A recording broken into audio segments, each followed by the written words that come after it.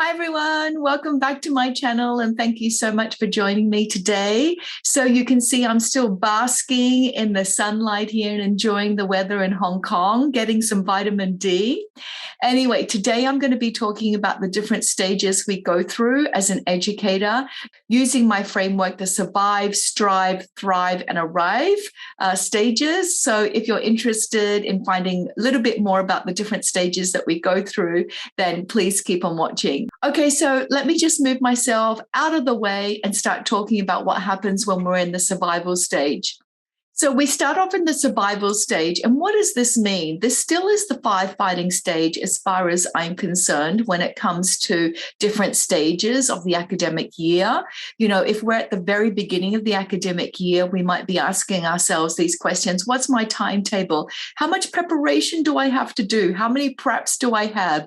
Am I in a safe environment, especially with the different protocols of the pandemic? You know, am I actually safe?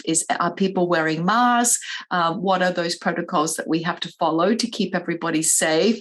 And other questions might come up like, how many meetings do I have to go through? So it is very much a survival stage and looking at the fundamental elements of your schedule, of your prep, and also of your safety, your physical and emotional safety.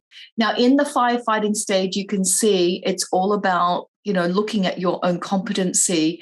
And this is a high stress, high pressure stage where, of course, time is a huge issue. Time's always an issue, I think, for us as educators, but in particular, at the very beginning of this stage, wherever you may experience it, time is going to be a huge pressure on you. And this really is about the structural fundamentals that need to be in place. So the next stage is the strive stage, and these are the possible questions that we may be looking at. How do I get to know my students? Because we know through research that the most important indicator of student achievement is to do with teaching quality and the rapport that we build with our students. The relationship and the rapport that we build with our students is actually correlated to student achievement and how students are motivated to learn in our classroom. Some other questions we may be asking are, how do I ensure my students are engaged in learning? And, looking at different pedagogical strategies that I can start incorporating or continue to incorporate that I know are successful. And also we want to start thinking about who you can collaborate with as a learner, as an educator. And it's always, I think, more powerful when we can collaborate with different colleagues within our school or within the international school community. And in this second strive stage, it really is all about the students. We want to form those connections with our students, but also we want to be able to build those strong relationships with our peers. We want to provide a safe and secure environment that's conducive to learning. Okay, so what's the next stage? The next stage is to do with thrive. And this, I'm hoping, is about personal and professional growth, where we start looking at how do we balance our work and our professional life. We ask ourselves the question about what professional and personal growth do we actually want? And we want that work-life balance as an educator and as a human being as well. And maybe this is the stage where teachers and educators are ready for professional learning opportunities, sustained, continuous professional learning opportunities. And this last stage is about the arrive stage. How do I actually look after my well-being?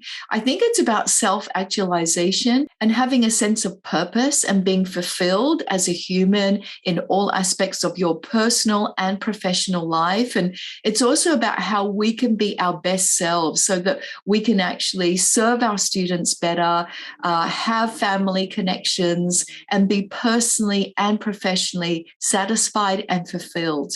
Other aspects of the arrive stage is really about understanding your own talents and then different areas for development.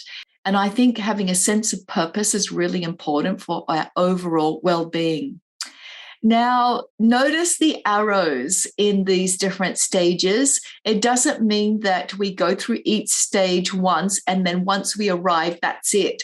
I think as educators and as human beings, we are constantly going through these stages all the time in a cyclical fashion. And it's perfectly natural and normal to be in survival mode.